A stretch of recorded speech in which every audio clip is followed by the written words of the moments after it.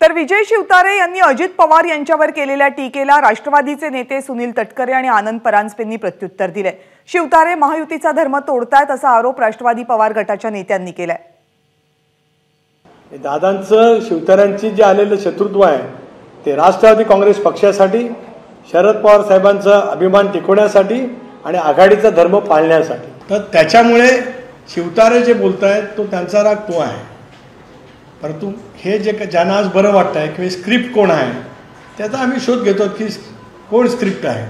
विजय शिवतारे हे माननीय अजितदादा पवार साहेबांबद्दल बारामती लोकसभा मतदारसंघामध्ये महायुतीचा धर्म तोडत राहिले तर महायुतीमध्ये शिवसेना देखील ज्या ज्या लोकसभेच्या जागा लढणार आहे तिथे महायुतीचा धर्म राष्ट्रवादीचे पदाधिकारी देखील तोडू शकतात। संपूर्ण महाराष्ट्रामध्ये हाच मेसेज जातोय की मुख्यमंत्री माननीय एकनाथरावजी शिंदे शिवसेनेचे मुख्य नेते या नात्याने त्यांचे नेते हे त्यांचं ऐकत नाहीयेत।